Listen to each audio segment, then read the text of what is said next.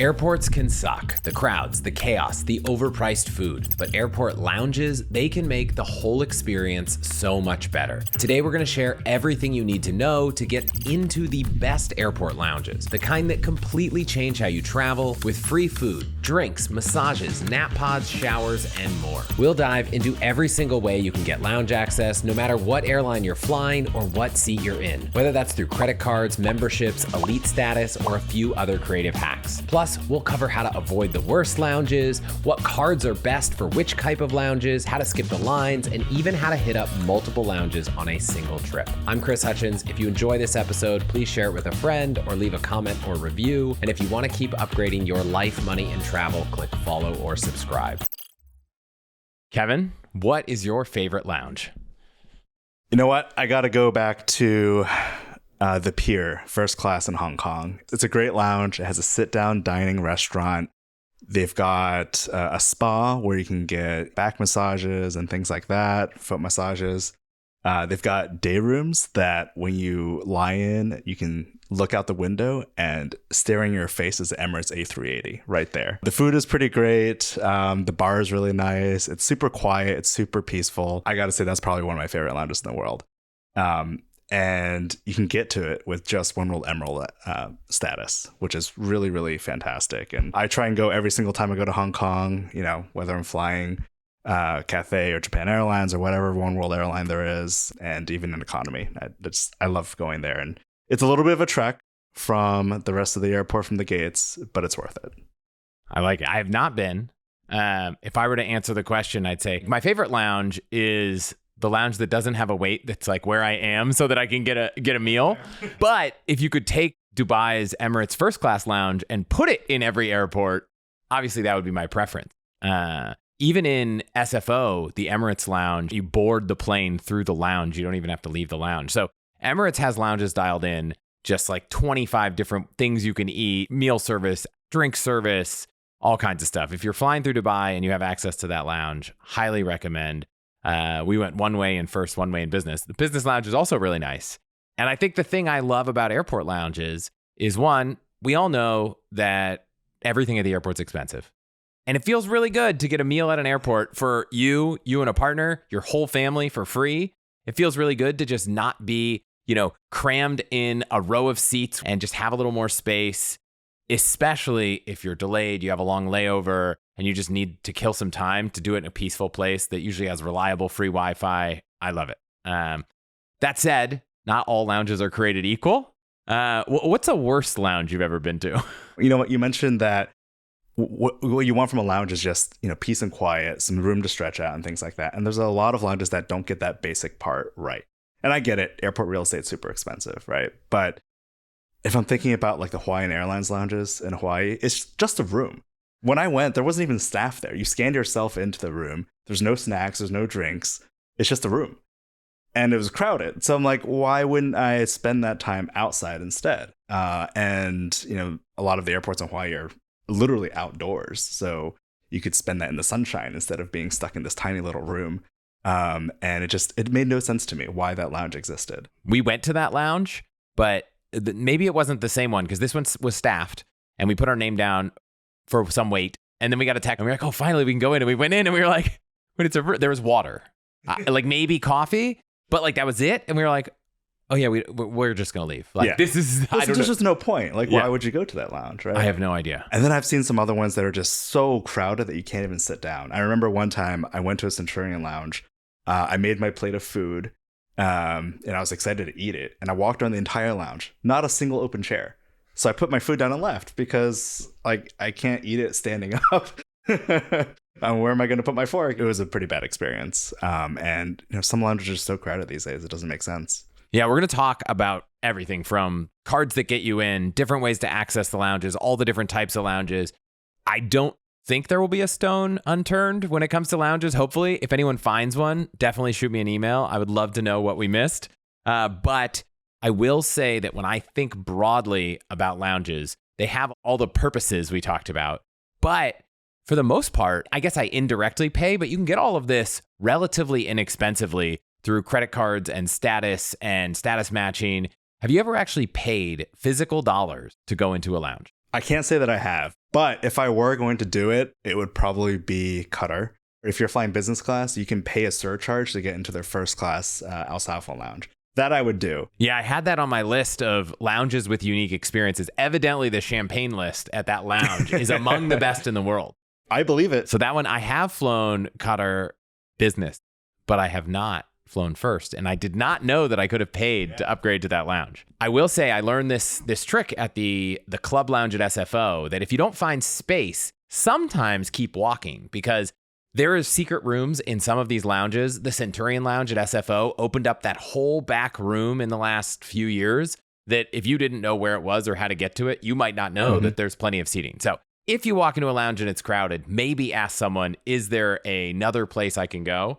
But for the most part, I think some of the ways you access these lounges has gotten harder to combat that problem. How many lounges do you think there are globally across all the airports? So we've got over 3,000 lounges cataloged in our database. And let me tell you, when I was going through our initial list and going through and cleaning up the data and things like that, I did not realize how many random lounges and random airports there are across the world. There's airports, like I consider myself pretty well traveled. There are so many airports, especially in Southeast Asia, in mainland China, that I've never even heard of.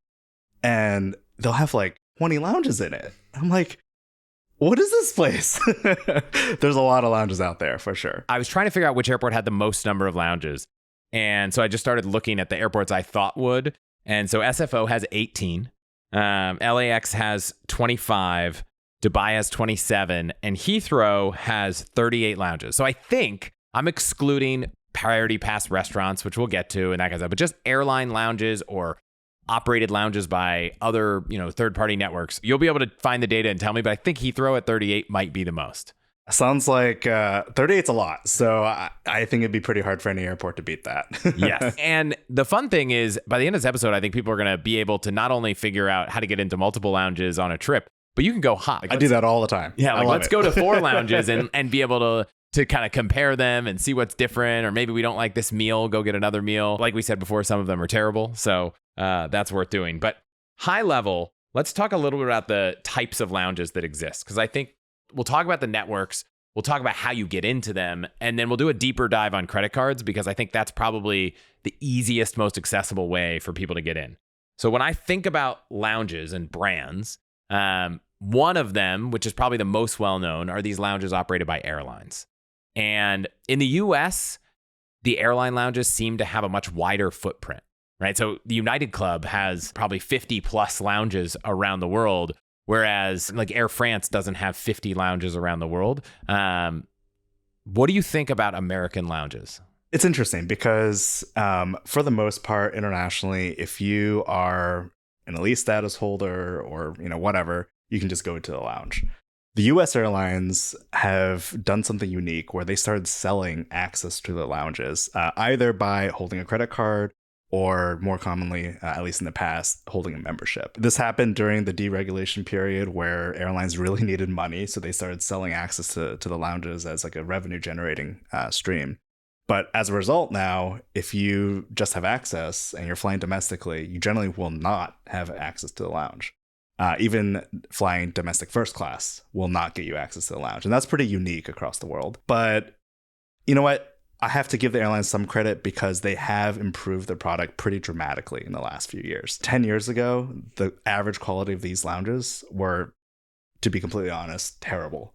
And we're talking United, American, and Delta mostly. Yeah, they were all pretty bad. But they've really stepped it up in the last few years. They've been renovating lounges. They've been expanding them. They've been adding hot food. They've been adding a lot of, amenities that just make it more comfortable. I personally have memberships to the 2 airlines that I fly the most, American and United, through credit cards. And you know what? I enjoy going to lounges because they're always there. Sometimes they're not the best, but they're predictable. I'll put it that way. Yeah, and I think the one thing that's nice is if you're flying a lot in the US, obviously first class, business class isn't going to get you into the lounges. Status isn't going to get you to the lounges. So you do need a membership.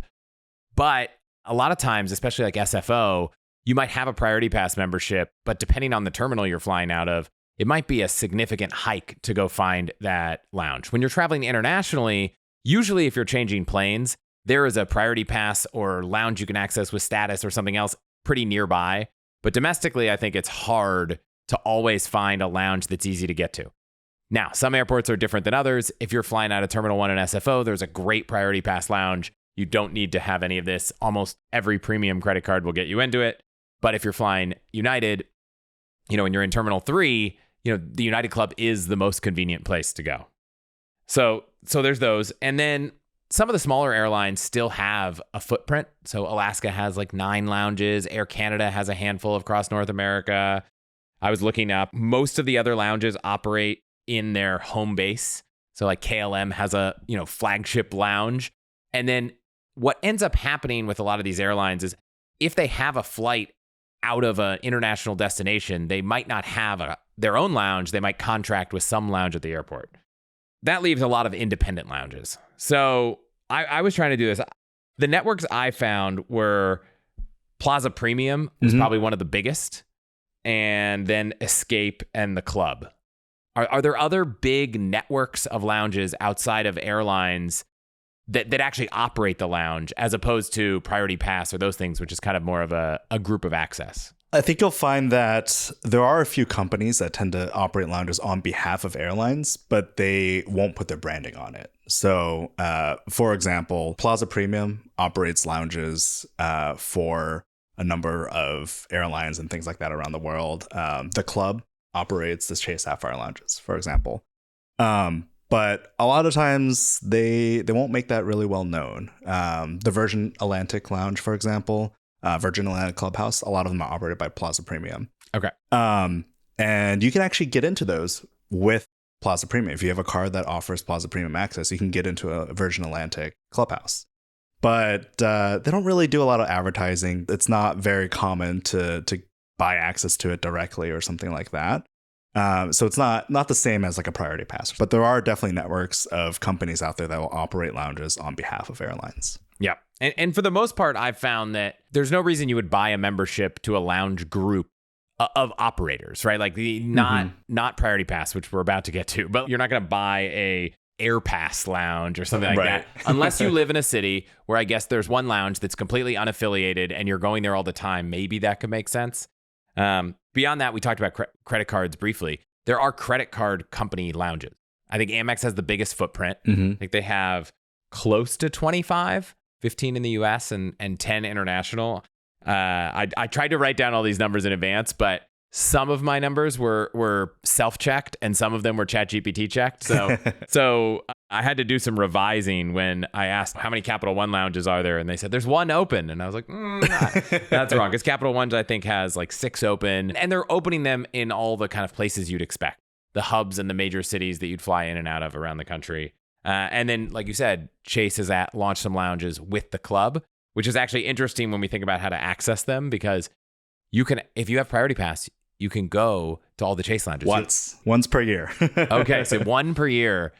Oh, that's interesting. I didn't know that. I was just looking it up, and I went into the Capital One app, and I was like, "Can I go to the Chase Lounge in Boston?" Yeah, and I was like, "Yes, you can." Once, only one. Okay, but that's actually a good way to, if you have a lot of cards that offer Priority Pass. Before I would just request one, and that's the one I use. I don't even bother requesting the other ones. But for this one specific use case, you can use your multiple priority passes to get multiple entries into the Chase Sapphire lounges. I like that. Okay. Let's see. Other groups of lounges before we talk about how to get into them. I know that all the alliances, there are a handful of lounges in major cities. I don't think I've ever been to a Star Alliance SkyTeam lounge, but I know they exist. I've been to some. Okay.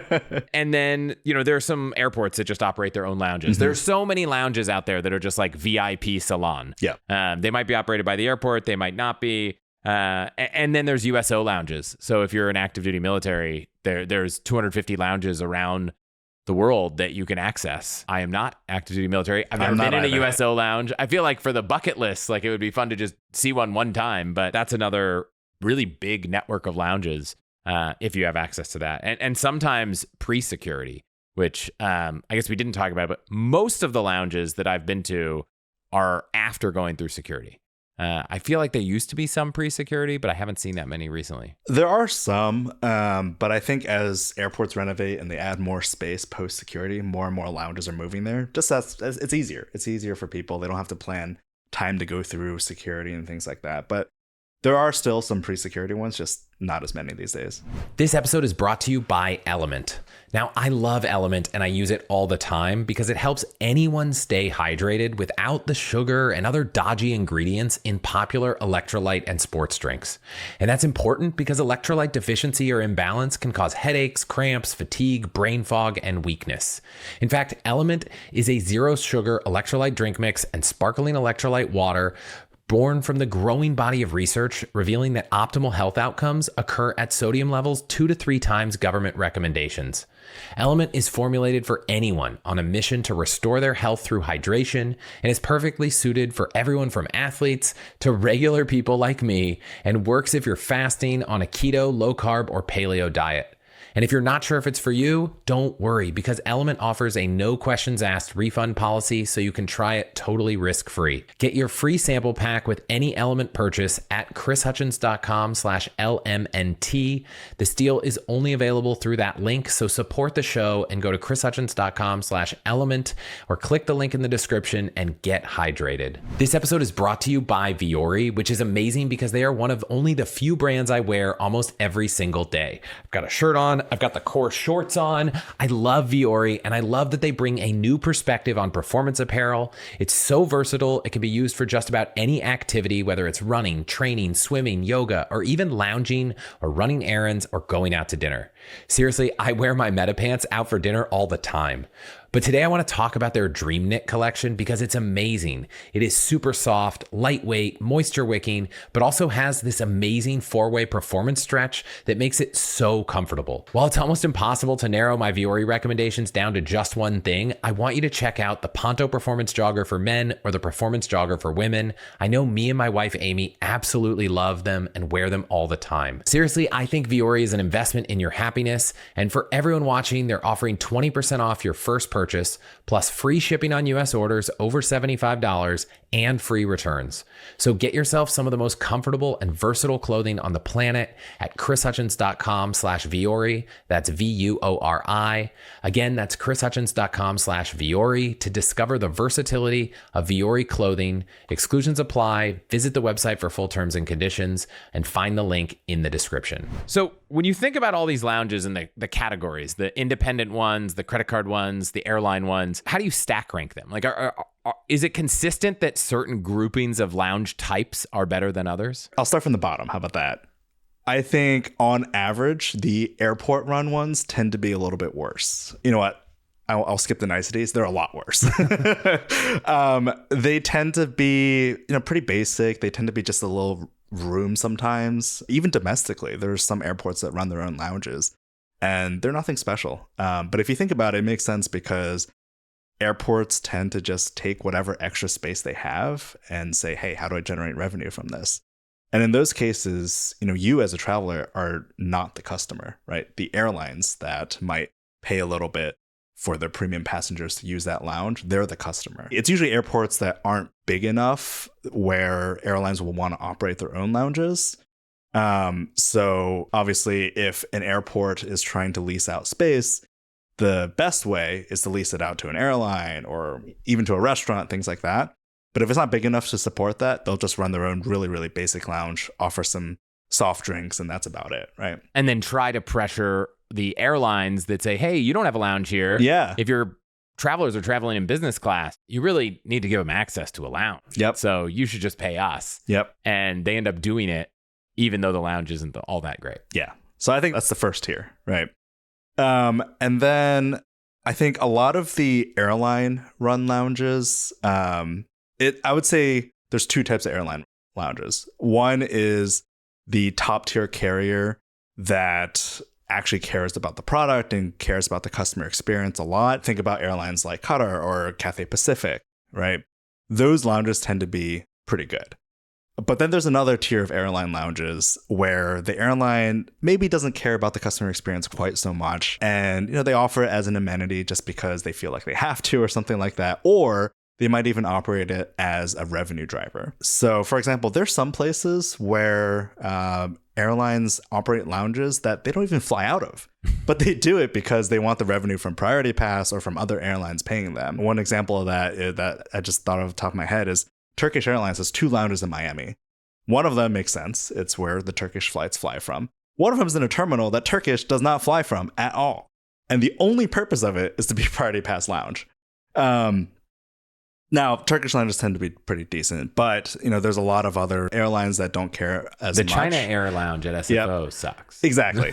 They're like those, right? China Airlines, China Southern has a lot of lounges.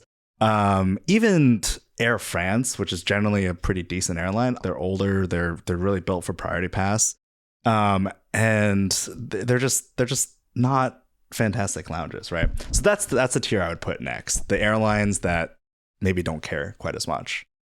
And then above that, I would say are the airline membership clubs, United Club, Admirals Club, Delta Sky Club.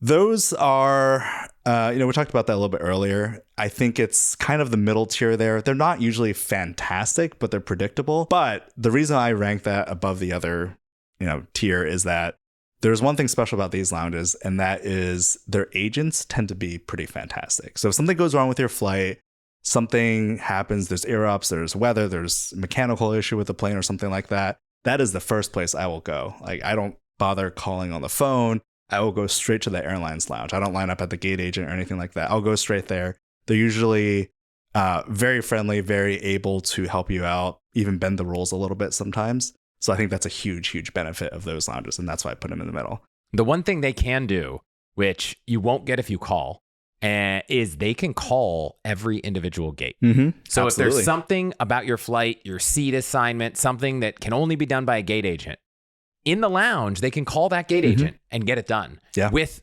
much quicker ability than waiting in the line at that gate. I would argue that if you're at the gate and there's a line of 10 people and the thing you need can only be done by the gate agent, if you went into the United Club, they could call that gate agent, who's going to say, hold on, pick up the phone, and probably take care of that problem. And they all know each other, of course, right? Yes. So they'll be like, oh, let me call my buddy Susan at the gate or something like that.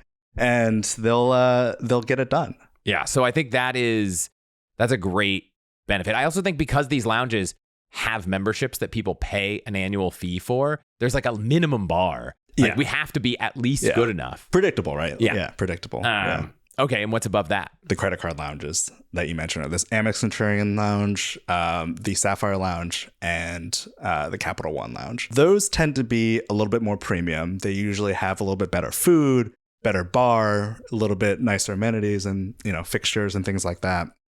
Amex really revolutionized the game. It's probably been 10 years now or something like that. When they came out with the first Centurion Lounge, it blew everyone's mind. It was so much better than every other lounge. I think that's started to change a little bit. It's not quite as nice as it used to be 10 years ago, but there's a lot more of them, and I think that's a benefit. And they've inspired a lot of competition. Oh, yeah. So if they didn't do that, Chase and Capital One wouldn't have been doing what they're doing. Yeah. And probably those domestic lounges from United and American and Delta, they probably wouldn't be competing either. Absolutely, 100%. So thank you, Amex. I think between those three, I would put Chase Sapphire as the best, and then followed by Capital One, and then Amex Centurion Lounge. I haven't been to an official Chase Lounge. It needs to happen. Yeah, I think they're nice. They tend to have pretty good food. They have pretty nice fixtures. The wait time can be a problem sometimes, but that's true for all of the lounges. A great hack for this. I do know for Capital One, there's often a wait list. And the same thing is true for Centurion. Like you see all these people lined up. Then you're like, oh, finally I'm next. And they're like, no, we're not letting you in. We're just taking your name to put you on a wait list and we'll text you later when you can come in. I don't know about Chase. Amex had something that makes me think maybe you can, but in some of these cases, you can put yourself on the wait list before you get there. So we were flying through Denver the other day and I opened up the Capital One app. The second we touched down on the ground and it said, we have a 15-minute wait and I could add myself to the wait list now. So that by the time we actually got there, we'd already cleared the wait list and you've got a 10-minute buffer to show up. Yeah, I think so. Chase, you can't do it. You have to be there in person. Capital One, as you mentioned, you can do it. And I do that all the time, by the way. It's great. Amex, they have an indication of how busy it is in the app. And you can do mobile check-in, but that actually does not get you on the wait list. That's just to get you access to the lounge. So they'll give you a QR code. You can scan that QR code to get in. It expedites it a little bit. You don't have to show your card. But that doesn't save you a spot, unfortunately. I have not tested this, nor am I going to approve it. But when you get on the wait list for a Centurion Lounge, they send you a text that says, like, you're off the wait list, come over. And when you get to the desk, every time I've gone, the person who's checking if you're off the wait list isn't the person checking you into the lounge. And every time I've been, they just say, like, can you show that you got the text? Like, their confirmation wasn't confirming me and my name. It was me showing them the text. So I'm half convinced if you just, like, keep that text in your text and go up to the lounge and say, hey, I got my text, I think it would work at least some percentage of the time. But if it doesn't work, I don't know how much they're going to be excited to put you on the wait list again. I've never tried that. It might work. Who knows? Yeah. I do know that for Capital One, at least when I've tried it in the past, that does not work. Because once you get to the front, they'll ask you your name and check that you're on the list. That's at least at Denver and Dallas. Both of those will do the same thing. Okay. Is there anything higher than those lounges? So I think above that, then we get to the premium airline lounges. Like you're talking about the Cathay Pacific First Class Lounge in Hong Kong. You're talking about Qatar in Doha. You're talking about Emirates in Dubai. And those lounges are like the next level experiences, right? They'll have like spas. They have sit-down restaurants. They have really premium offerings that none of the other lounges really offer, right? So those are the lounges where if I have access to it, I will go to the airport early. I've had really good meals in some of those lounges. Like, absolutely. This is not like airport takeout level food. This is, caviar and, steak and, made to order stuff. Yep. One thing we didn't mention was, I think a new trend in the last few years is all of the domestic lounges started building these fancier lounges, right? You've got American has the flagship First Lounge, United has the Polaris Lounge, and I believe Delta has a Delta One lounge. And so those, we'll talk about access, but they are, I would say, on par with not the world-class best lounges, but they're way better than all the others. I think they're better than a Centurion Lounge, better than Capital One Lounge. But when we talk about access, your United Club membership doesn't get you in to the United Polaris Lounge. And your American Admirals Club membership does not get you into the flagship First Lounge. Above all of those lounges, there are a few edge cases, like the Lufthansa First Class Terminal. Which the experiences, I call them. Yeah. I don't even know if you call it a lounge because it's a whole private terminal if you're flying first class on Lufthansa in Frankfurt, known for rubber ducks. Like if someone has collected Lufthansa ducks, they've spent a lot of time in the first class terminal. Yeah. I have not done that. I'm guessing you maybe have. I have, yes. Pro tip, though, the same rubber ducks can be found in the regular first class lounges in the main terminal. So if you don't have time to go to the first class terminal, you can go there. But the first class terminal is pretty cool. It's really meant for people departing Frankfurt. But you can still go, even if you're on a connecting. You just have to exit the airport, walk to the first class terminal yourself, which kind of sucks. But it's worth it for the experience because then they'll drive you straight to your plane. And at least in my case, they were like, oh, would you like to board first or last? Yeah. And I said last. So they waited until everyone boarded, put me on the car, and I drove there. And I was the last one to board, and they closed the door and we left. I like it. It's such a great experience. They've got sleeping rooms there. They've got showers. They've had the famous rubber ducks. They have a sit-down restaurant with pretty good food. So you don't feel like you're in an airport. Yeah. Yeah, the PS Premium Suites at LAX is similar, but it's going to cost you thousands of dollars. We talked about this a little with Lee Rowan, who introduced us actually when we talked about getting through airport security, because these first class terminals are a great way to get through airport security. Yeah. They're an expensive way. They're an expensive way. Yeah, great, but expensive. So that's lounges. Let's talk about how to get into these lounges. We talked about having a membership. So for most of the domestic carriers, probably a few international, I know Qantas and Air Canada sell memberships. But outside of that, most of these are not memberships through the lounge as much as they are memberships either through Priority Pass, which is probably one of the biggest. So let's talk about that. Priority Pass, it's the membership that everyone seems to have. And the quality of Priority Pass lounges is just so variable. So Priority Pass is essentially a network of lounges independently owned. So Priority Pass itself, doesn't tend to run them. So there isn't like a Priority Pass branded lounge. But they'll work with local lounge partners, sometimes even airline lounges, and you can show your membership card and get access to it. Now, Priority Pass has actually changed quite a lot over the years. It used to be back in the day that any Priority Pass issued through a credit card could get you to basically any Priority Pass lounge. And then they started adding restaurants and spas and other experiences. And then over time, credit card companies started taking away those experiences. So Amex was the first one to remove it. So you can't use an Amex card's Priority Pass for restaurants anymore. Chase removed it recently too. Capital One removed it on most of their cards recently. There's very few cards now that will get you into Priority Pass restaurants and spas, but sometimes those are my favorite ones to go to.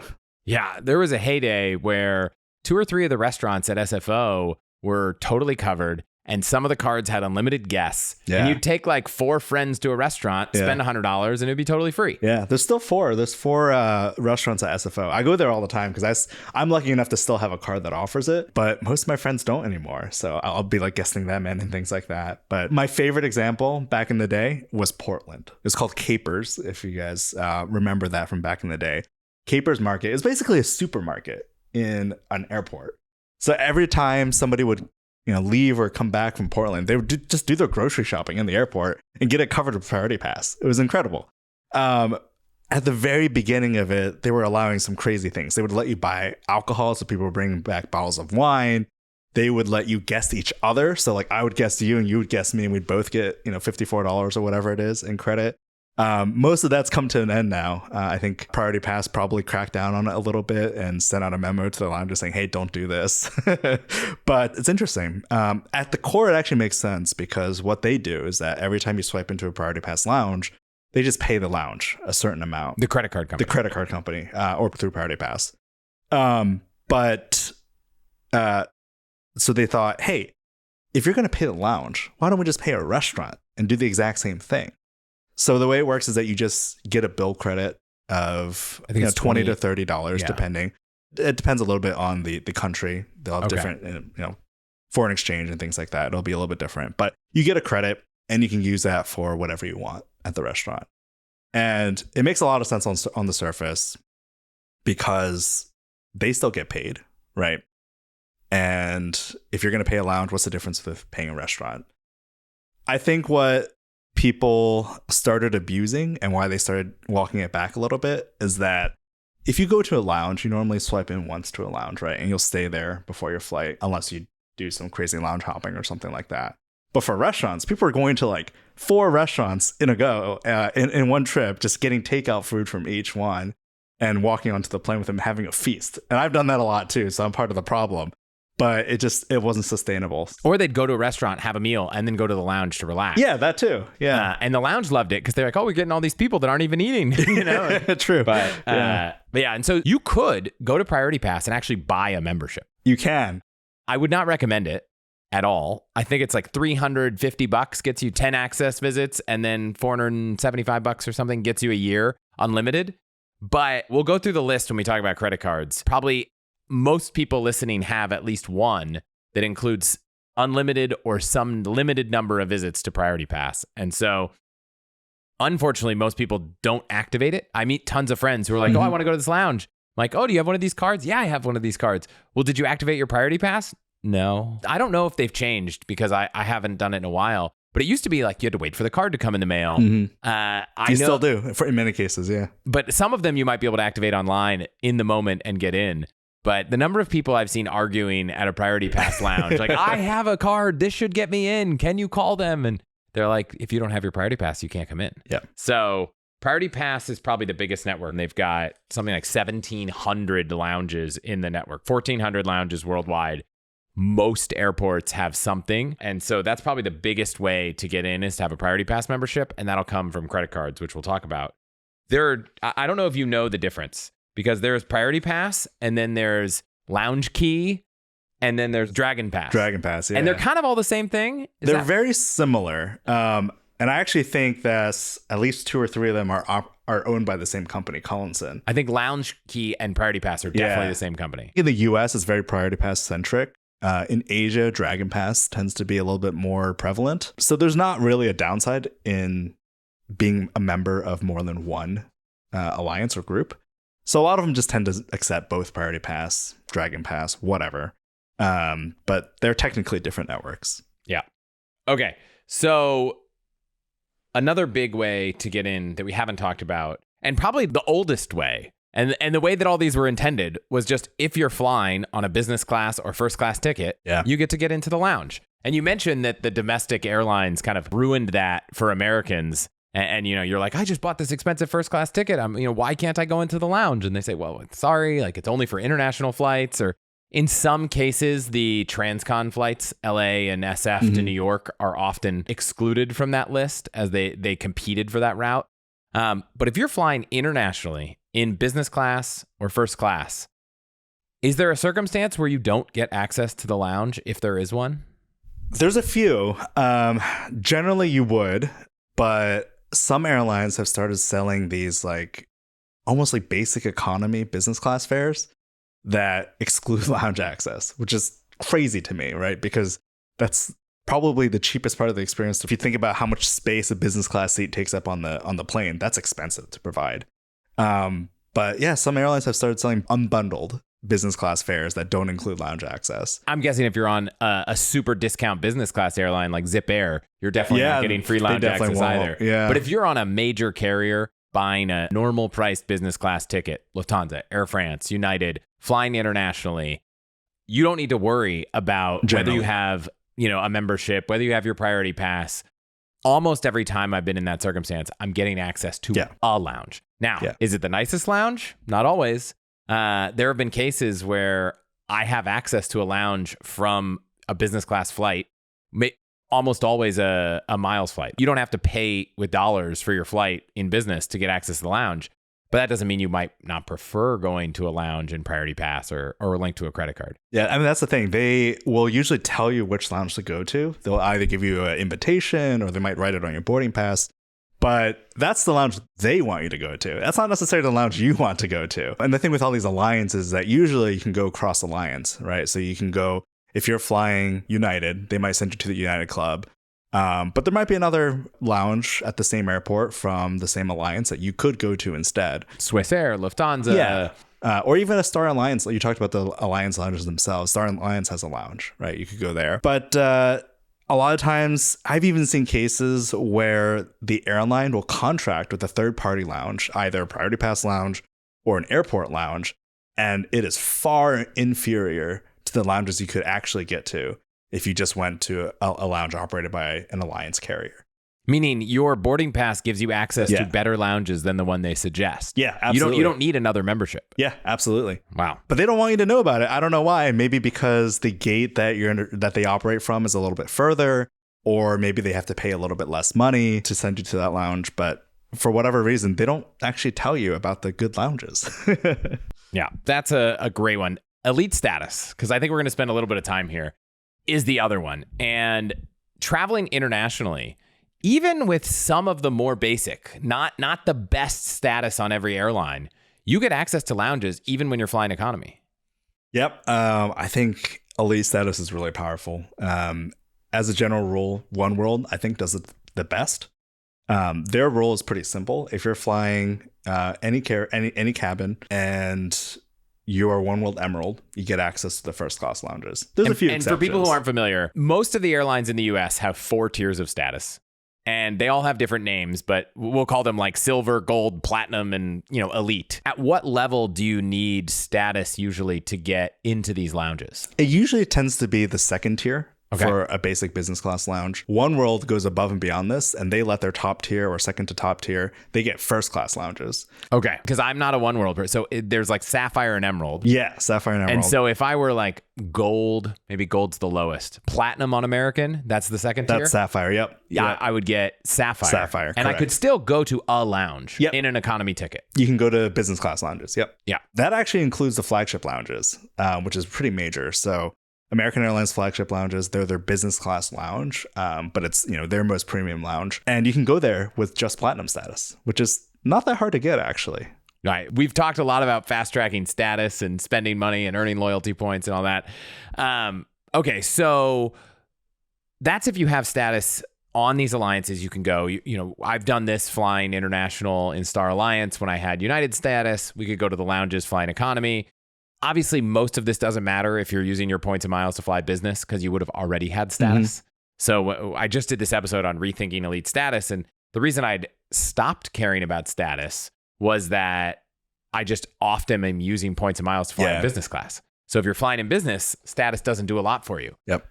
Where it gets real fun is if you can get status on an airline that isn't in the US. Yep. Right? Because the way I understand it, if I have status on Star Alliance or Oneworld based in an airline that's not in the US, well, then my flight in the US is an international flight.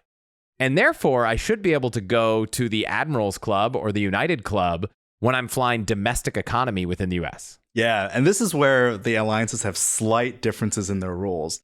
But usually all of these exclusions that we're talking about are only for US domestic flights using US domestic status. So if I have British Airways Gold status, which is their Emerald tier, I can use any lounge I want, any Admirals Club, any flagship lounge I want in the US. I had British Airways Gold for a while. It's a pretty popular one to get. And it was great because you were treated super well. And it was basically like you're flying first class, even in economy. Now I have Japan Airlines Global Club, which is essentially lifetime Sapphire status. So I can use any Admirals Club or flagship lounge I want there as well. And Star Alliance does a very similar thing, but theirs is actually a little bit different because if you have Star Alliance from another carrier, let's say Lufthansa, you can use any United Club.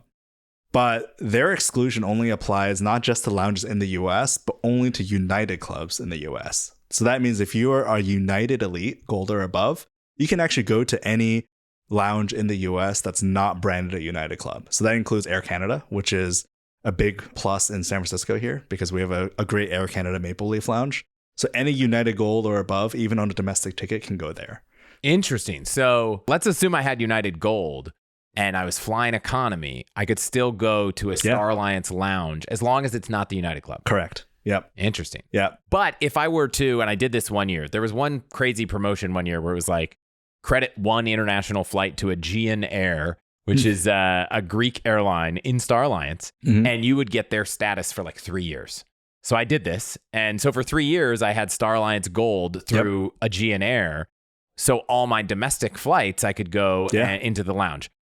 Now, I don't know how this has evolved. Back then, I remember, and history's a little blurry, but I was like, I think I put my Aegean number on the flight so that I could get into the lounge. So I would no longer be earning United miles. And then at the gate, I'd be like, hey, could I change my number from Aegean to United?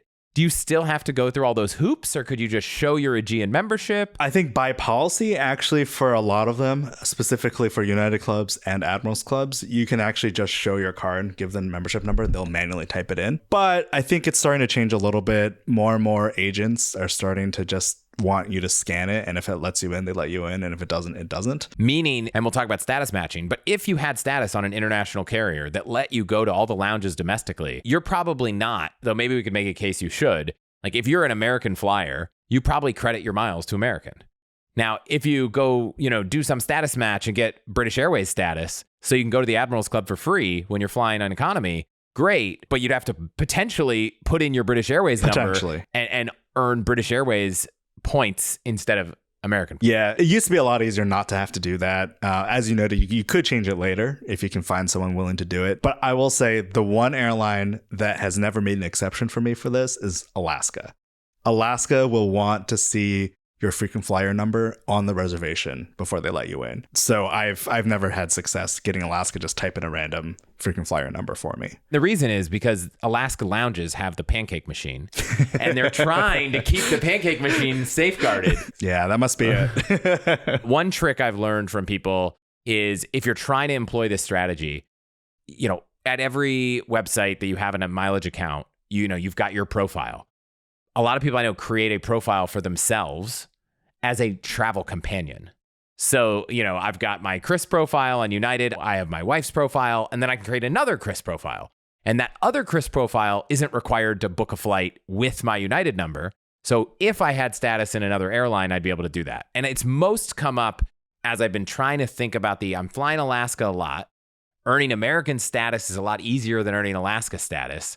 What route do I want to play? Further complicated by the fact that most of my flights were in January and February, where American status cycle is from March 1st on. So even if I credited those flights to American, it wouldn't have helped. So it's a little bit of a sticky situation.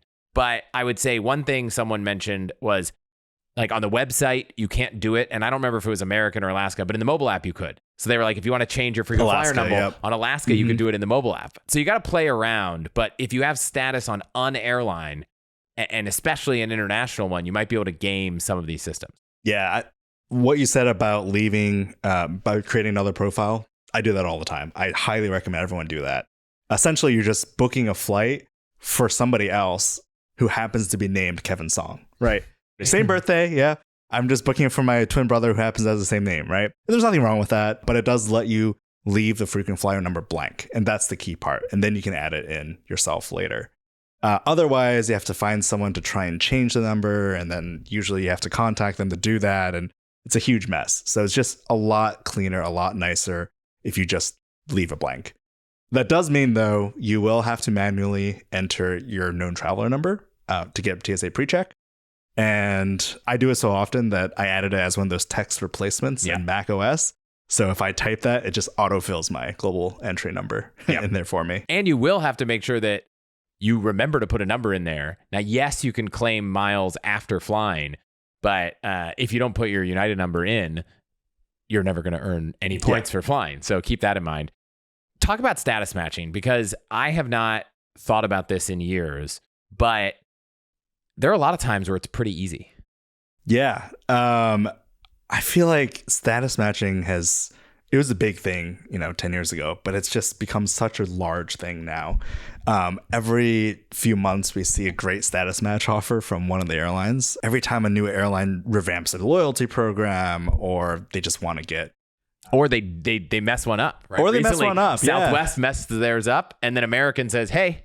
that's right. So I just status matched to American, but I haven't done it internationally for years. When British Airways changed the way they do status qualification, I think a lot of the European carriers were like, hey, here's a status match, come join us instead. And that's gotten pretty popular. Usually it's something like you have to show proof that you had status somewhere else. You may or may not have to pay a small fee to do that status match. And then usually it's a challenge where they'll say, hey, fly once with us in the next X number of months and we'll extend your status for a year. Or sometimes it's a lot more. Like United has pretty robust status challenges that are available year round, but you have to fly a decent amount for them. When I moved from Chicago to San Francisco, I took advantage of the United status match. And at the time it wasn't published. It's still not published, and I know they're still doing it, but they're matching all the way to 1K. So I came from Executive Platinum on American Airlines when I lived in Chicago. I matched to 1K, and I've been a 1K ever since. But you've renewed it through flying or credit cards, that kind so of stuff. So it worked, right? That's the target demographic that they want. Yeah. They want people who are going to move over and stay with them, credit a lot of flights, spend a lot of money. And I've unfortunately done that. Being an SFO, United has the best schedule of any airline, being a hub. So unfortunately, I've spent much more than I care to admit flying United. Yes. This episode is brought to you by Upwork. If you're like me, you are always looking for ways to be more efficient, whether it's about optimizing your travel, your finances, your time. And when it comes to scaling your business and getting help with big projects or areas outside your expertise, one of the best hacks out there is Upwork. Upwork is how good companies find great and trusted freelance talent. With more than 2 decades of experience, they've pioneered a better way of working, helping businesses scale by connecting them with top flexible freelance talent in IT, web development, AI, design, admin support, marketing, you name it. The best part, it is incredibly easy to get started. You can register for free, browse freelancer profiles, even get help drafting a job post or booking a consultation. Upwork makes the entire process easier, simpler, and more affordable with industry low fees. Post a job today and hire tomorrow with Upwork. Visit upwork.com right now and post your job for free. That's upwork.com to post your job for free and connect with top talent ready to help your business grow. This episode is brought to you by Green Chef. I am excited to kick this year off right, and if you want to start creating better eating habits that last, you should be looking at Green Chef because they make it easy. With so many dietitian-developed recipes that feature fresh, organic produce and quality whole foods delivered to your door each week. We've been cooking with Green Chef for almost 2 years. We absolutely love it. It's like a cheat code for eating healthy and clean because ingredients are pre-portioned, sauces are pre-made, which means there's less prep and less mess and more time to eat a delicious meal. Even better, they make it easy to eat right for your lifestyle or dietary needs, whether that's Mediterranean, keto, plant-based, gluten-free, and more. And if you want to stay on track during your busiest days, they have salads that are ready in 5 minutes or less, ready to blend smoothies, and grab-and-go protein-packed breakfasts. So go to allthehacks.com/greenchef and use the code allthehacksfree to get started with free salads for 2 months plus 50% off your first box. That's code allthehacksfree at allthehacks.com/greenchef to get 50% off your first box plus 2 months of salads for free. So one of the strategies I've used in the past is if you're going on a big international trip, and I would say this is probably earlier in your miles and points journey, right? Earlier in the journey, I wasn't even thinking about business class. I was like, I just got enough points to take a trip internationally. Why would I use twice as many points to go in business class? Who cares? Like, I want to take 2 trips. It didn't matter. So it was like, how do I get into lounges? How do I get this better experience? How do I pick the seats, get the free bags, all that? And there's a lot of international airlines where you can status match. And maybe they'll only give you status for 3 months until you fly on them.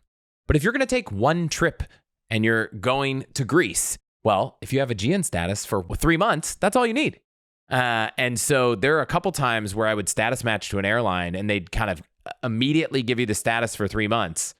And I would use it in those 3 months to get a lot of benefits. And then I would never take that flight. I would never credit it. I would never get any perks, never get any benefits beyond that. But it made that one trip a lot more enjoyable. Yeah. So I know this is not international, but I did that with Alaska Airlines back in the day. And I wanted to go to Hawaii for my honeymoon. So I status matched to Alaska MVP, 75K, whatever they call it. At least back in the day, I don't know if they still do. They gave you the upgrades that came with it. So I applied those upgrades. I flew to Hawaii in first class. I combined it with the credit card companion fare.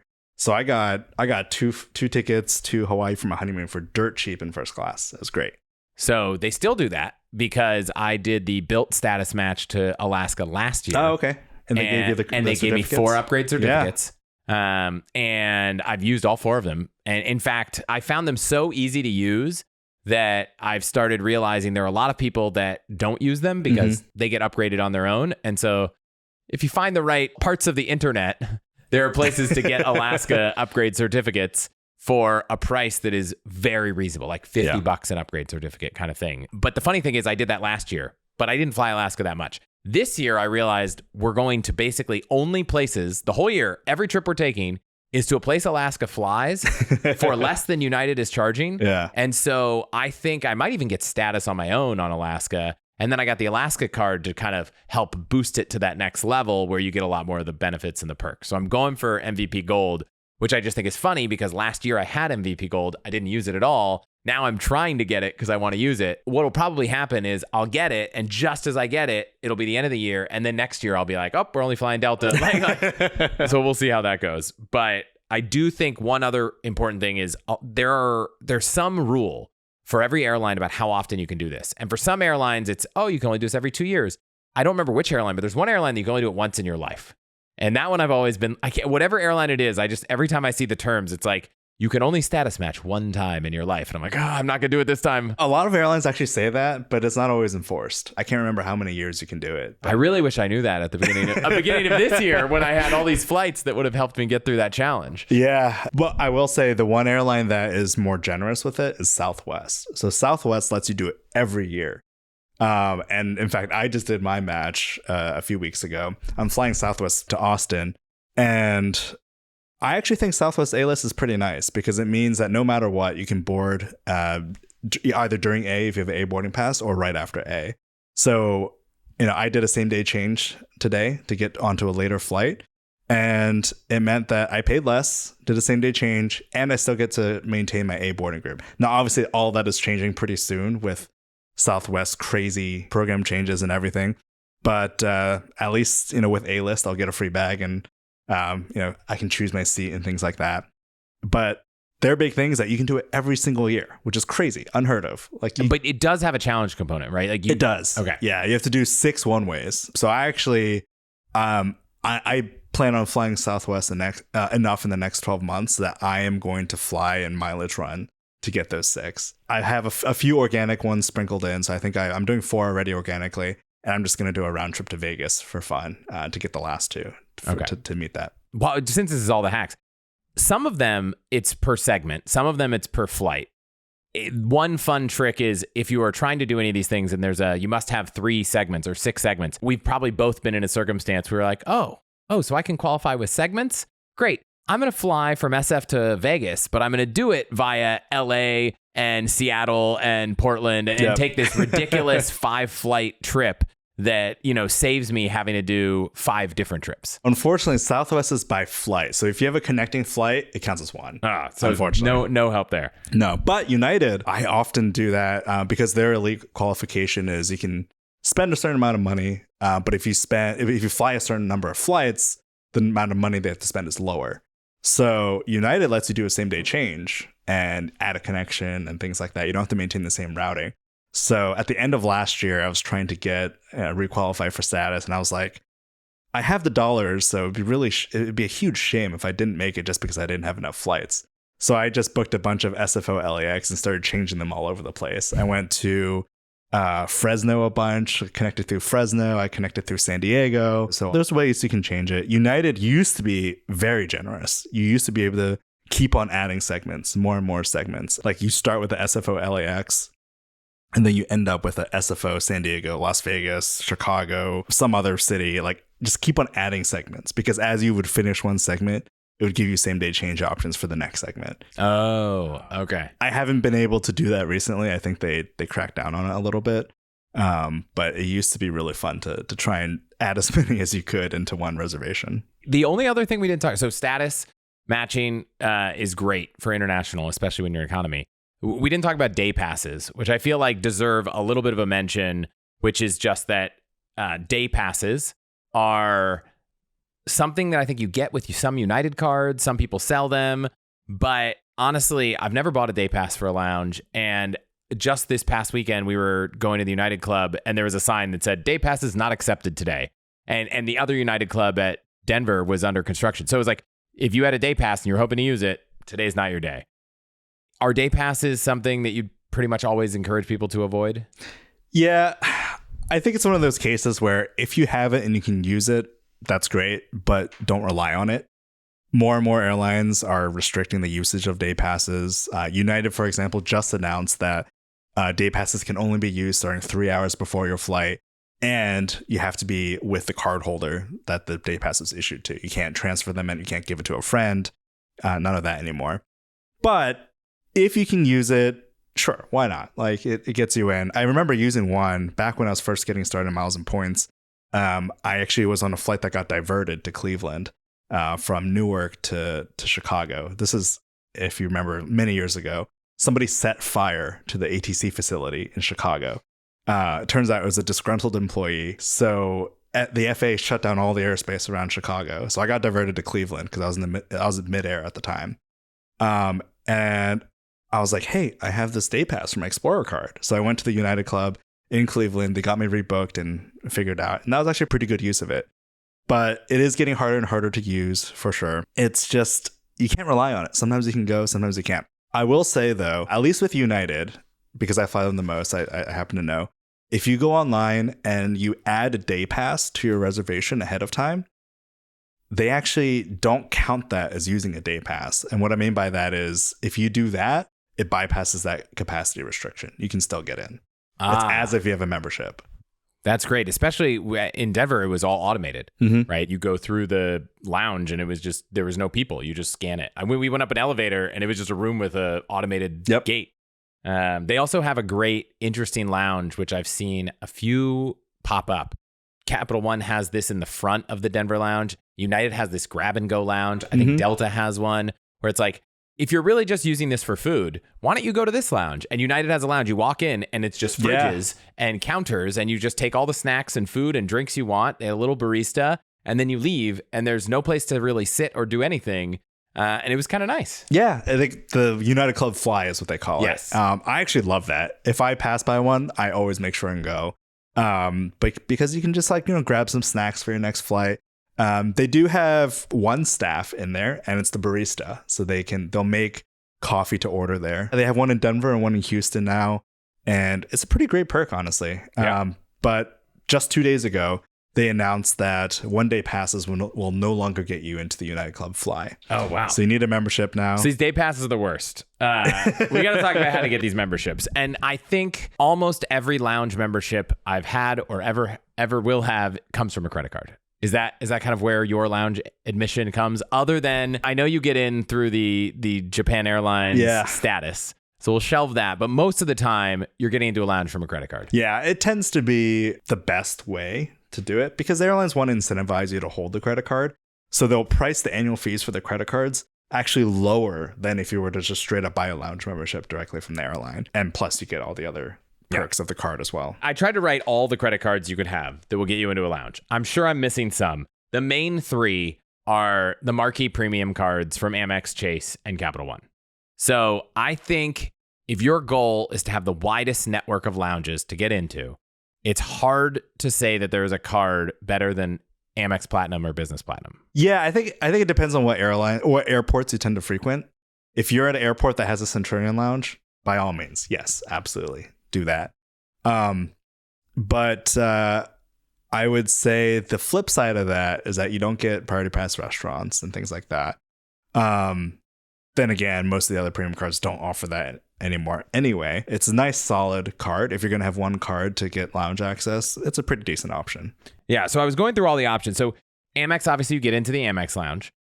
One of the things that they've changed, we haven't talked about guest policies, but the biggest annoyance to the Amex Centurion lounge is that a couple years ago, they started saying no guests unless you spend $75,000 on your card, which is a lot of money to spend on a card that earns 1 point per dollar on everything except flights. And I imagine most people listening aren't spending $75,000 a year on flights. So that is a tough one to stomach. And used to be 3 authorized users for $325 or $375 a year.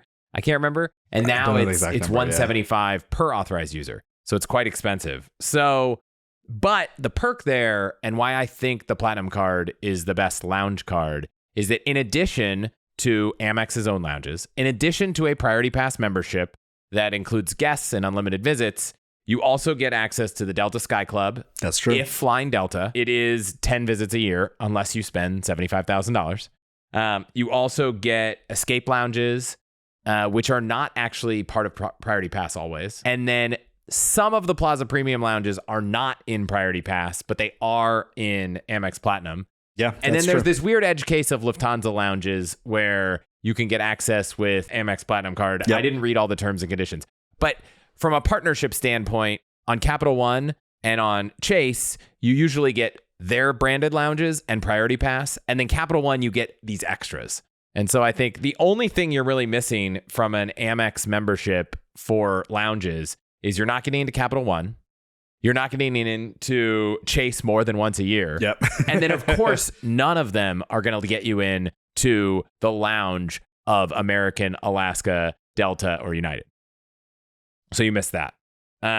Capital One, similar. You get Priority Pass, you get Capital One lounges. The upside, though, of all the 3 main premium cards, the Capital One Venture X card is the only one that has free authorized users. And those authorized users get into the Capital One lounge. Yep. So if you want your spouse or your family member or your friend to be able to go to Capital One lounges, you could just add them as an authorized user to your Venture X card. You could either set a low limit or not even give them the card. I wonder if you could do it through the app. The app will give you a QR code. You can use that to get in. Okay. You know, I'm all for giving someone access to a free thing. But if I can avoid giving them the actual physical credit card, that's always better. I actually don't know if authorized users get their own login, though. That I'm not sure. Okay. So maybe it won't work. But I do know that I got our au pair a couple years ago was trying to rent a car and I wanted to get her Hertz status. Mm-hmm. And so I got her a Venture X card. I never gave her the Venture X card, but we were able to activate her Hertz status. Yep. So that was one. And then on Chase, the only change there is Chase's Priority Pass, Chase lounges. And then you also do get Air Canada lounges. Some Air Canada lounges, not even all of them. If you're flying on Star Alliance. And then if you have the Centurion card, which is the black Amex, right? You still get unlimited guests, for the $1,000 a year fee. And if you have the JP Morgan Reserve card, in addition to being the same as the Chase Sapphire Reserve, you also get a United Club membership. That's right. Yep. TBD, United changed last week, where United Club is now 3 tiers of membership, I guess. Yeah. You've got the base tier for $600 or $700 that gets you in. You've got this expensive tier for over $1,000 that gets you and guests in, which they kind of copied from Delta. And then there's this, if you have the credit card that gets the lounge access, you get 1 guest, but not 2, or your immediate family. And so TBD, what the JP Morgan Reserve card, which tier of membership you'll get. They didn't call out that card specifically, so we'll see. I know. But yeah, the other way to get access to these lounges for airports, for the United, American, Delta, is all 3 of them have a premium card. They're all in the $500 to $700 price range. I think with the exception of City and American, there's a business and a personal one. I know on Delta and United now. And that gives you your membership to the club. Yeah. For the most part, they're pretty generous with guests. You get a couple guests with your membership, United and American. On Delta, I don't think you get guests with the credit card membership. Yeah, there's a limit on how many times you can use it, actually. Yes. You just like the Amex a year card. Yeah. No guests. And the only perk is if you use it in multiple airports within a 24-hour period, it only counts as one. Yep. But I think that if you fly with multiple people, the Delta lounge membership is very prohibitive. You can't even buy a membership to Delta unless you have status with Delta. They make it hard, but I get it. A lot of the Sky Clubs I've been to historically before all these changes were very busy. So I get it. I get why they do it. Now, if you don't want any of those, you don't want a super high annual fee card. There are some other cards, some that are high annual fee, some that aren't, that include some version of Priority Pass. So you could tell me if I missed any. And I guess I shouldn't have said no high annual fee, because the first few on my list, the Bonvoy Brilliant card, $650, includes platinum status with Marriott and a bunch of other perks, but it also includes Priority Pass. The Ritz card, I think, includes Priority Pass. It does, yep. Which, if you can't get it, but you can get a Marriott card with Chase and then upgrade to it. I think you have to wait a year, though. You do have to wait a year, yep. Then Bank of America has the Premium Rewards Elite card, which is one of my favorite cards out there. It's our default card nowadays. And that not only has Priority Pass restaurant access, but also one card includes 4 Priority Pass memberships that do not need to be linked to authorized users. So if you have a family member and you want to give them a Priority Pass membership, you don't have to even give them a credit card. And so I love that card, right? I think if you can get to Platinum Honor status with Bank of America, that card is the best cashback card out there. Yeah, the Platinum Honors bonus is actually pretty fantastic. So we've talked about best cashback cards a lot, so I won't beat that down. The MasterCard Black card also includes Priority Pass restaurants and a Priority Pass membership. But the card sucks. So I wouldn't recommend anyone get that card. I've never actually seen it in the wild, but... You know what? I haven't either, but I see people confusing it with the Amex Centurion card all the time. Yeah, and I know they picked that name. For the black card. I know they picked that name on purpose. A couple other random ones. The UBS Visa includes Priority Pass with restaurants. I don't think it's that compelling of a card. I only know anything about it because there was a short window when I worked at Wealthfront that UBS was acquiring Wealthfront. I did a deep dive on UBS and then they pulled out of the deal. So that didn't happen. The US Bank Altitude Connect and Connect Business. This is your Priority Pass option with no fee. So $0 annual fee on the personal card. You only get 4 visits, but you can use them at restaurants. You can, yep. And if you still have the Altitude Reserve, which is not available anymore, I think you get 10 visits on that one, and you can use it at restaurants. Yes. I think it was actually only 4. I might be wrong. 4? I wrote down 4, but I don't know if that's me. I don't know. I don't know if these notes I have that card, so I'm not sure. We have 2 of them, and I will need to go verify. I wrote down 4, but I can't remember if I wrote it down because that was what my ChatGPT research told me, or if that's... I verified almost every data point. But I was like, God, the discontinued card. Yeah. I don't know if I need to verify that data point. And then the City Prestige, which I don't have, but I do have that one. And that one's pretty great because you get restaurant access and it's unlimited. Unlimited guests or unlimited visits or both? Unlimited visits. The terms say 2 guests, but I've guested more and they haven't charged me. But the problem with that is can't get it anymore, unfortunately. Yep. And I don't even think you can product change to it. No, you can't. Yeah. So unless you currently have one, you can't get one. Yeah. There used to be Priority Pass from the Hilton Aspire card. That's gone. Mm-hmm. There are probably cards I'm missing that have Priority Pass, but for the most part, I would say if you have a card that's marketed in any way, shape, or form about travel and the annual fee is over $400, I think you probably get lounge access through the airline that the card is or Priority Pass. Yeah, that's probably a good bet. There's also a couple really random Priority Pass partnerships. For example, I can't remember the name of it. There's a company out there where they sell essentially travel insurance. And if your flight is delayed by more than like 4 hours, they'll give you access to Priority Pass. Oh, interesting. It's really bizarre. Wealthsimple, which is like the Wealthfront in Canada, they have like a black tier of their wealth management platform if you have a certain number of assets. And that I think included Lounge Key. Okay. As a perk. Because I was looking up who has Lounge Key and it was like, how do I activate my Lounge Key membership with Wealthsimple? That came up in a Reddit thread. And do you know how many Priority Pass memberships you have access to? That between I you and your have? P2. Oh, okay. Let me see. And for whoever out there in the comments always says, I hate this show because you refer to your partner as a P2.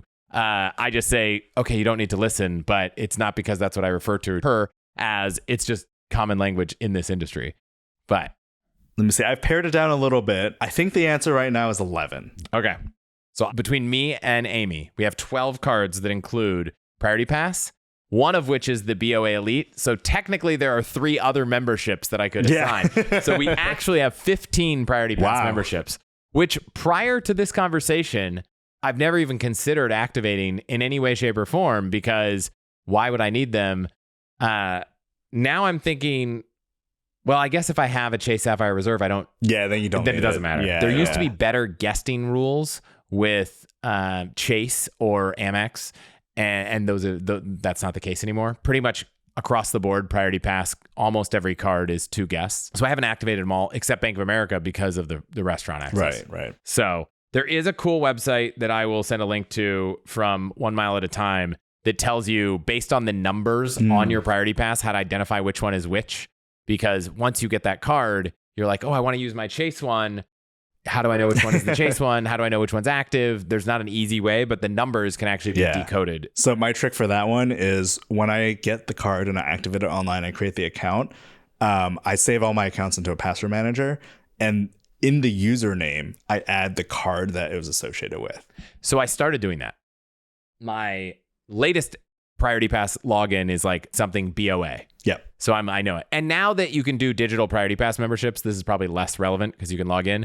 But it blows my mind that when you log into your Priority Pass account, at least the last time I did it, it doesn't say like, this is your Amex Platinum. Yeah, they really should, you know? It would be great. The only thing that's helped me for that one is for whatever reason, if you have a MasterCard, or at least with the City Prestige, it shows the MasterCard logo in the Priority Pass app. I don't know why, but it does. So that's how I know which card that is. I don't know if I have any MasterCard linked Priority Pass. So the MasterCard ones are the ones that allow restaurants now. So my City Prestige and my old grandfathered Capital One Ventrex business card. Those 2 are MasterCards and they've retained the unlimited restaurant visits. Okay. Or like Bank of America, mine's a Visa, but it still has restaurants. Yeah. Okay. And then real quick, the 3 airline cards, we already mentioned them. United Club Business, City Executive, Delta Reserve, and Delta Reserve Business. The fees are all $500 to $700. Authorized users on the City Executive card are free and get access. They do get guests as well. Okay, they do. Yeah. But they can't use the Alaska Lounge. Correct. Yeah. Okay, that's what it was. It's weird because the primary cardholder gets a full Admirals Club membership. And with that membership, you can access Alaska lounges. But the AUs, they don't get a full membership. They just get access. So they cannot go to the Alaska lounge or any other partner lounge. And there actually is a difference. On the back of the card of the primary is printed the words Admirals Club. The AUs don't have that word printed on it. So if you show up at an Alaska lounge, they'll ask to see those words printed on the back of your card. Wow. Okay. Another thing I want to call out about the airline cards is that the United Explorer card, which is actually a cheap card with a low annual fee, has 2 one-time passes to the United Club per year. Yeah, so if you're not traveling that much and you just want to go to the lounge a couple times, United Card's great. Just load it to your card. Don't try to show the day pass, right? Yes, unfortunately, if you have the day pass from the Explorer card, you are just subject to whatever restrictions they have. Yeah. Okay, so we talked about all these lounges. We talked about all the different ways to get into them. How do you manage this? How do you keep them in your head? I know that years ago, we all used a website called Lounge Buddy, and you could go find them all. And then Amex bought it, shut it down, and Lounge Buddy just redirects to Amex. Yeah. You went out and built a site because you didn't find what you wanted out there. What was missing, and how do you go about finding lounges and rating them and everything in between? Yeah, so I created this website called This Lounge with a friend of mine. And, I used to use Lounge Buddy all the time. It was like one of my most used apps on my phone. I would use it all the time and try and figure out what lounges were at the airport I was visiting and things like that. But when that disappeared, I couldn't really find a good resource for which lounge was good to go to, right? And I mentioned earlier, like a lot of times airlines will send you to a lounge and you might have access to a better lounge at the same airport that they won't tell you about, right? So I created that resource and it lists all the lounges, but I think the special part is that we rate as many lounges as we can. So we'll go from a scale from either we haven't rated it yet to actively, this is bad, don't go, to a 1, 2, and 3 plane system, kind of like a Michelin star system. 1 is like average lounge, 2 is like a pretty good lounge, 3 is like you should go here, and then we have a secret unpublished 4th tier that's like this is a bucket list experience that you should definitely go to. And I found that people really resonate with that sort of ranking, and people are always asking me, hey, I have access to like 6 lounges at this airport. I have like 2 hours. Where should I go? And that is what we're trying to answer with this site. Okay. Yeah, because I found Lounge Review before I found your site. Mm-hmm. And I think they do a fine job of let me find the lounges at this airport. But what you're trying to do to be different is let me tell you where to go, not just give you the direct. And I think it's mobile optimized. It is, yeah. So you could just pin the bookmark to your home screen and it'll function like an app. Yeah. But it won't work offline in Correct, in those yeah. rare cases you have no data. Right. But yeah, I think it's super helpful when you're going to an airport like Heathrow and you're like, 30-something lounges, which one do I go to? So I'm really glad you built that. The only other thing I'll say is if you're flying on a particular carrier and you're relying on status, the alliance websites often have a thing where you're like, I am United Gold. I'm flying on this airline on this day in this cabin, and it'll say, here's what you're eligible for. That was something I remember Lounge Buddy did a decent job back in the day where you were like, here's my status, here's the class of service, here's the cards I hold. And they kind of really built a profile out. I'll say the OneWorld website is actually surprisingly good. They do a good job of cataloging all the lounges that OneWorld Airlines partner with. But the one thing you have to watch out for is that if you read the description under each one, it'll say this lounge is only accessible to Cathay Pacific passengers or something like that. And that's because Cathay Pacific, outside of the One World Alliance, has specifically partnered with that particular lounge. So you might find, for example, the Emirates Lounge or something on there because they happen to use the Emirates Lounge at one particular airport. But that doesn't mean all One World carriers can use it, just Cathay Pacific. Okay. This episode is brought to you by Gelt. Now, when it comes to building wealth, taxes are such a big part of the strategy. And as tax time gets closer, getting prepared now is so important. And now that I'm working with Gelt, I finally feel like I have a partner I can trust to handle everything for my personal and business taxes. You can think of Gelt as the ultimate modern CPA. Of course, they have an in-house team of expert CPAs to work with who can help you determine the most effective tax strategies to minimize risk and grow your wealth. But they also have an amazing tech platform that gives you personalized guidance to maximize deductions, tax credits, and savings. Beyond that, the tax library you get access to as a client has dozens of in-depth guides on things like choosing retirement plans, taxes for parents, qualified business income or QBI, and much more. So if you're ready for a more premium, proactive tax strategy to optimize and file your taxes, definitely check out Gelt. And as a viewer, you can skip the waitlist. Just head to chrishutchins.com/Gelt, G-E-L-T. Again, that's chrishutchins.com/Gelt, or find the link in the description to stop overpaying on taxes. And you might be thinking, how many Alliance lounges are there if I play this elite status game? I looked it up. It was a large number, and I don't know where on this piece of paper it is, but I think it was over I think it was about 1,000 lounges you have access to with Star Alliance. 750 with SkyTeam and 650-ish with OneWorld. Wow. So it's a very... That's a lot. Oh yeah, I just found it. I remember the numbers correctly. So yeah, it's a lot of lounges. So a lot of ways to... You said 3,000 lounges. Love that you have a rating system. If I see a lounge that's unrated, can I rate it? So you can log in and mark it as you visit it and give it a thumbs up or thumbs down. Our plan is to take that and make it into like a Rotten Tomatoes type rating system where we have both like a critic review as well as a travel review. And the reason for that is we want to make sure that our main rating system, like the 1, 2, 3 planes, is all based on the same scale. So we only let certain trusted reviewers rate those. But everyone is welcome to thumbs up or thumbs down in lounge, and we'll turn that into like a Rotten Tomatoes style score. Yeah. The only other thing I'll say is if you're flying on your main trip and you're like, I really want to go to this place, you can often search online and also find like really detailed blog post reviews. Yeah. But for the kind of casual trip, I landed in this airport. What can I do here? Can I get in? I assume you'll tell me you can't get into this lounge. It's priority pass. It's this. And all those rules are all part of the page. Yeah, we've got lists of all the priority pass lounges. We have some basic filters on the side. You can choose what ways of access you have and things like that. I will say that the access rules are so complicated that I don't think anybody can get it 100% perfect, right? There's so many small exclusions and things like that. So you really got to read the terms and conditions for the specific access method you're using. But we try our best. The last thing, I had this list of like hacks, workarounds, insider tricks, all these great things. I think we hit all of them. The only 2 things we didn't mention. One, there are a lot of places where you can use some of these lounges on arrival. And so we didn't talk about all the amenities. One of the amenities I don't think we mentioned is showers. A lot of these higher end lounges and flagship lounges have showers.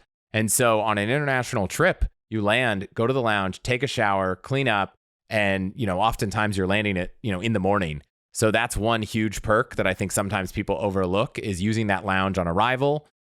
Honestly, we have kids. We went to Park City, land back at SFO. We land at 5:00. We've got to wait 40 minutes for our bags. We usually just pop in the lounge, have dinner, and then go get our bags instead of just waiting at the carousel. So using lounges on arrival, I think, is something that most people might not think to do. But if you land at a time to eat, or you're waiting for bags, or you need a shower, I don't know. I think the arrival experience is good. If you're trying to get somewhere, get out of the airport. Like the SFO United Club dinner or breakfast or lunch is not going to beat the best restaurant you can go to in the Bay Area at all. But that's great. What about, there are these stories of people who buy a refundable ticket and then just change it every day and eat dinner at the lounge every single day, and then they crack down on that. This isn't sanctioned. But if you're flying domestically and you booked a connecting refundable ticket on an international flight, then your domestic status would allow you into a lounge. And I believe on some airlines, even if you were flying like SF to Chicago in coach and connecting international and business, you could still use a lounge in SF sometimes. Sometimes. It depends. So different alliances have different policies on this. Star Alliance, I think, is one of the most restrictive. They say that if you're flying a Star Alliance partner, you only get access, even if it's on the same itinerary, at the point of departure for the international flight. Okay. But if you're flying United and not like Lufthansa or something like that, you have access on your whole journey. So and the reason I bring that up is a lot of times I'm booking award flights. Yeah. And as crazy as it sounds, and this just happened the other day, I was looking at booking a flight to Europe, and the long haul international flight was available. But the flight from SF to LA was only in coach. And so there are times where you're looking to book these awards, and because you're using miles and points, part of the flight is in economy, and you might have a long layover on the way, and so I was curious how that often works. And OneWorld is actually the best policies for that. They'll allow on a connecting flight, no problem. Great. But it depends. It depends on the airline you're flying and the policies. And you mentioned arrival, right? United will let you have Polaris lounge access, not even just United Club access, on arrival from a business class flight, as long as you can physically access the lounge, meaning you have a connecting flight, or you came in from a pre-clearance airport, or even if you're on a flight from, on a different airline, leaving that works too, as long as you can get to the lounge. So for example, if you have a connecting flight on Southwest and you landed at SFO from Hong Kong, you can go to the United Polaris lounge. Southwest happens to have free cancellation. I'm just saying. Yeah. There's a lot of ways you can do that. There's tons of little small rules and things like that. If you're trying to go on arrival, priority pass tends to be pretty lenient with it. Generally for priority pass, they don't care if you're arriving or departing. That may be different in some international areas, but for the most part, that's true. Even restaurants. I land all the time at SFO, go to the restaurant, get some to-go food, take it home and eat it. So that tends to be a pretty good option. Awesome. I think we covered it all. Is there anything we missed? I think we covered the gamut here. Yeah. This has been great. Thank you so much for joining me. Yeah, thanks so much, Chris.